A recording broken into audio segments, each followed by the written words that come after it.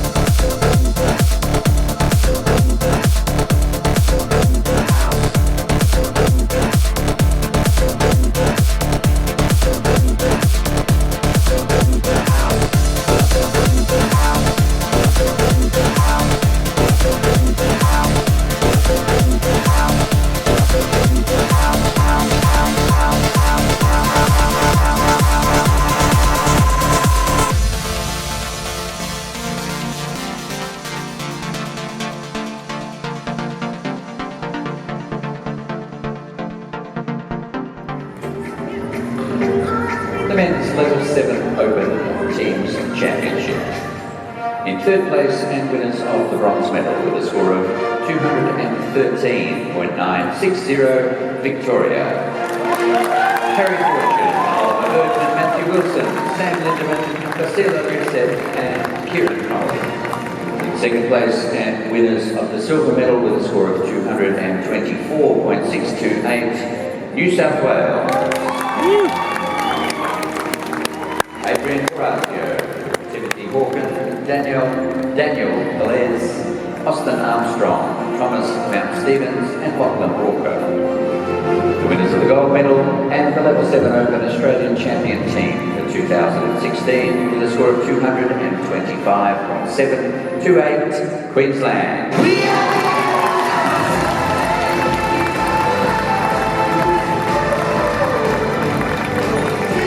Our team members: Kobe Thompson, Ken Gunwan, Connor DeCampo, Kyle Condell, Haney Martins and April Free.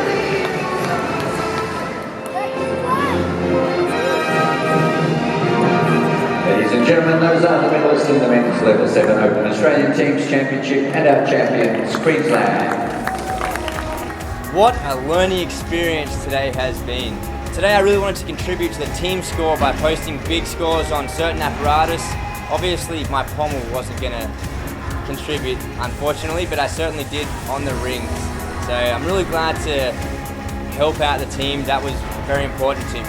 For the all-around competition, the way they do it here is they take both the first and second day and add them together, and that's your total score.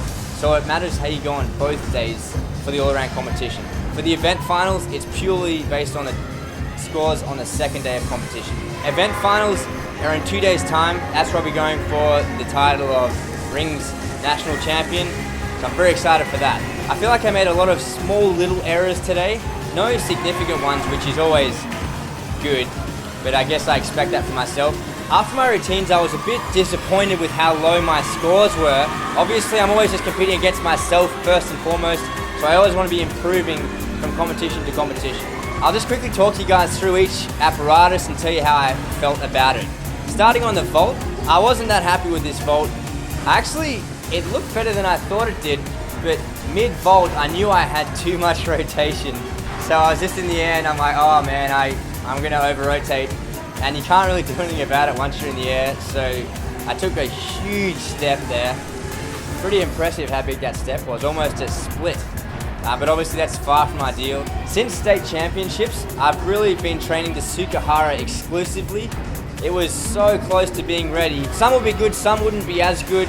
And at the end of the day, my coach said it wasn't worth risking like a severe injury going for a vault that I'm not yet ready for. I agree with that.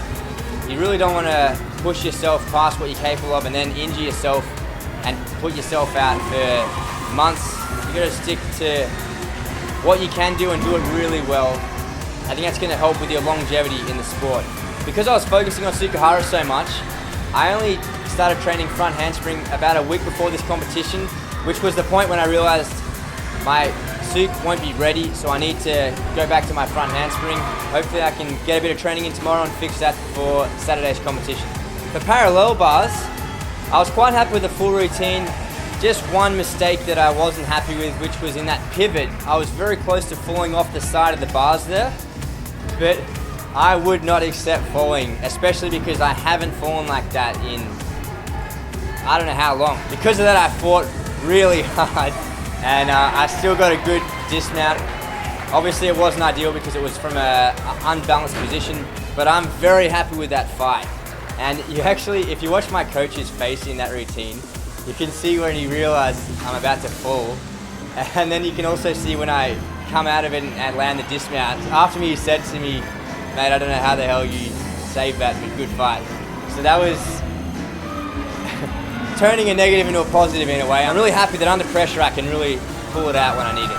On high bar, I'm very happy with the routine. It was quite good, quite clean, although the dismount, although I did stick it, because my legs were apart, they didn't pay it as a stick. So I really need to make sure I land with my legs together, or if they're slightly apart, to then bring the heels together before presenting.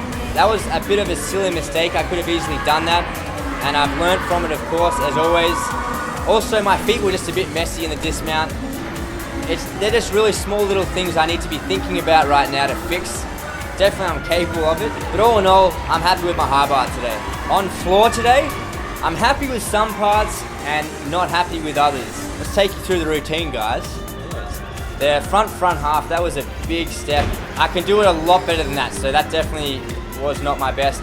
Also, it's kind of funny, I took a massive step forward and I was almost in the center of the floor, and I had to get back to the edge of the floor so I'd have enough space to fit in my Arabian. I tried to do a really big jump to the side. The Arabian was fantastic, I stuck it, so that's exceptional, very happy with that. In the splits press, I could feel the arch back during the press, and unfortunately I let it take over and it made me take a step. I really expect myself to do the best under pressure. That's when I think I should be competing at my best, and so that uncharacteristic step out of the handstands, that gets me inside. On pommel horse, I was happy just to not fall, really. That score killed me. 8-8, man, that's so low. It's fair enough though, I really need to clean up my pommel horse, as we all know. What I want to try and do is reduce the number of circles I'm doing right now, because each one's probably a 0.5 deduction, if not more. The goal is to do less circles and obviously just clean them up. After these competitions, I'm just going to be working on circles, good technique, and I still don't really feel ready for pommel, to be honest. So I'm doing the best I can, but I would also like to just have more time to just work on those basics and get a clean basic routine. And finally, the rings. As we all know, that's my favorite apparatus, and I don't like competing at last, obviously, but hey, doesn't really matter. Quite happy with my routine. I felt so strong in that cross. The adrenaline mixed with just a good preparation, it felt awesome. When I look back, it comes in a little bit high still. Everything else I was quite happy with. A little bit of a dip in those toes on that kipperl, which I always do, and I really need to get rid of that deduction. On my double back, I really just wanted to not fall, as bad as that is, because in the warm-up I did put my hands down on one and took about 3 steps on the other. Really want to stick it though. It's always great to finish routine with a stick. It just shows control and it just looks so much better. I have to say an absolutely massive thank you to Chris. Come on in, man. Thank you, mate. Chris is the kindest guy I know, honestly. He's been filming everything for me. He's come all the way down to Melbourne. I can't thank him enough. I could not do this without him, that's for sure. And I guess you guys should thank him as well, because if it wasn't for Chris, I wouldn't be able to make the videos like this. So thank you so much, man. No, my pleasure, man. My pleasure. Making me better in all ways. Make sure you guys subscribe to be notified of new videos as soon as they come out, especially the next one, which is going to be the event finals. Thank you so much for watching. I look forward to seeing you guys then.